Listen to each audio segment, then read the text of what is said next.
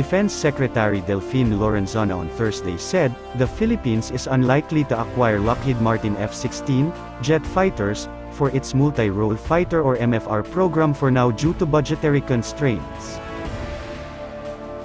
For now, it is very unlikely that we will be able to acquire F-16, as our budget for the MRF project will only allow us to get 2 if we will proceed, and if we will decide to acquire the Gripen, the Swedish-made fighter aircraft, sub JAS-39, we can get 6, Lorenzana said in an online press briefing. Fighter aircraft manufacturers do not normally advertise the prices of their jet fighters, but it is known that F-16V, the specific jet fighter version the Philippines is looking to acquire, costs between $12 million, around 598 million Philippine pesos to $35 million, around 1.7 billion Philippine pesos each, and depending on its configuration.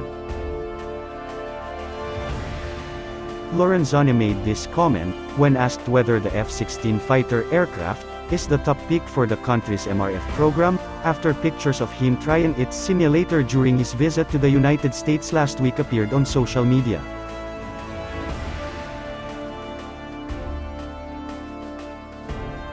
He, however, admitted that the F-16 is a very good aircraft as even new or rookie pilots can operate and land it safely after some instructions, as proven by his experience in the aircraft simulator. He said the only way the Philippines can acquire F-16 jet fighters is through a favorable financing scheme by the U.S. If this will not happen, he said the Philippines has no choice but to look into the Gripen fighter aircraft. The Swedish-made Gripen is a light single-engine MRF, capable of speeds up to Mach 2.0, it is armed with a 20mm automatic cannon, and is capable of carrying a variety of rockets, bombs, missiles, and surveillance equipment. Meanwhile, the American F-16V has a top speed of Mach 2.0, can also carry an assortment of bombs and missiles and sensors, and is armed with a 20mm cannon.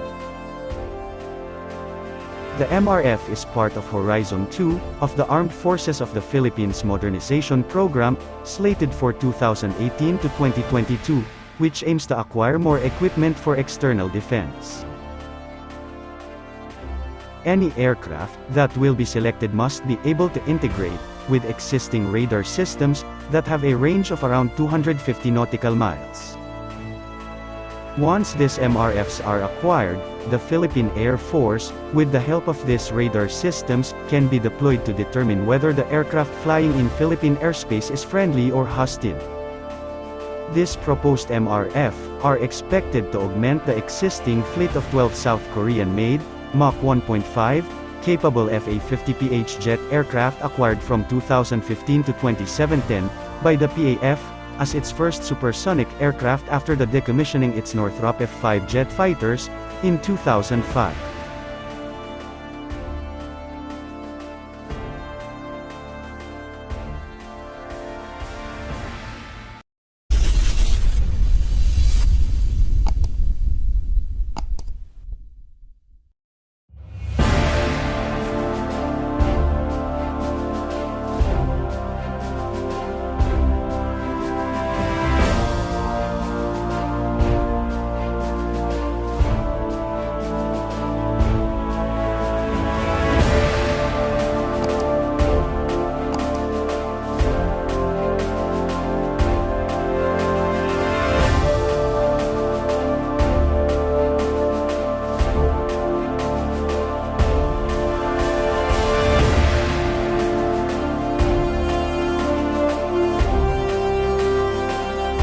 The Armed Force of the Philippines receives 183 million pesos worth of weapons from U.S. military.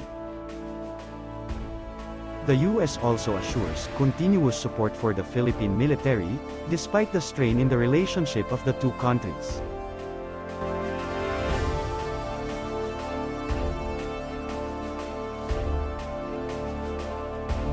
The Armed Forces of the Philippines received 183 million pesos or $3.8 million worth of weapons and equipment from the United States Monday, June 21, cementing the country's position as the biggest recipient of American military materiel in the region.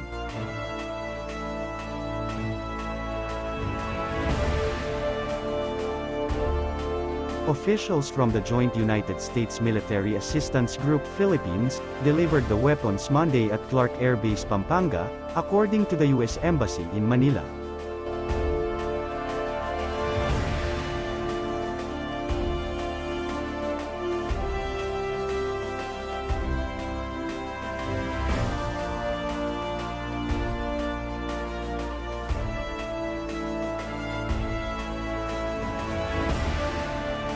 The sprawling Clark Air Base was formerly the largest U.S. military air base outside of the United States, until it was turned over to the Philippines by the Americans in 1991.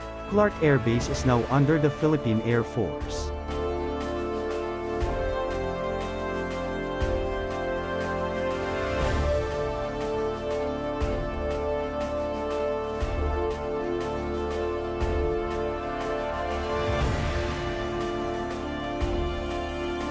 According to the U.S. Embassy in Manila, the Philippines is the largest recipient of U.S. military assistance in the Indo-Pacific region.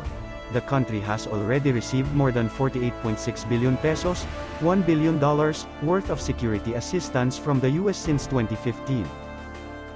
But amid this military assistance, a U.S. lawmaker seeks to block U.S. security aid to the Philippines.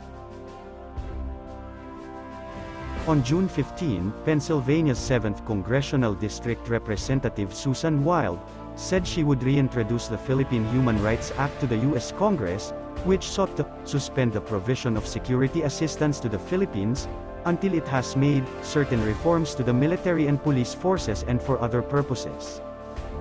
Despite the threats on the Philippine-U.S. relations, the U.S. military assured that it would continue supporting the Philippines.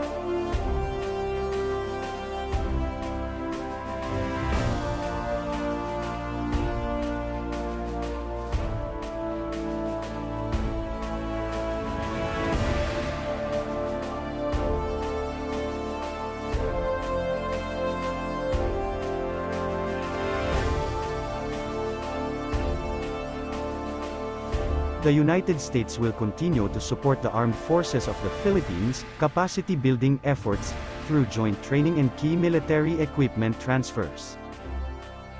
Our mutual security collaboration remains a cornerstone of a free and open Indo-Pacific, said JUSMAG Philippines Chief Colonel Stephen Maria.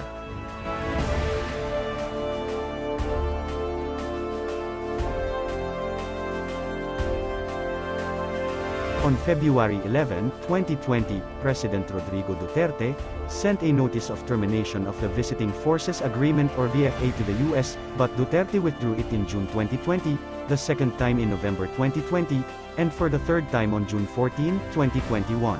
The Philippines and the U.S. will also celebrate the 70th anniversary of the Mutual Defense Treaty, signed in 1951.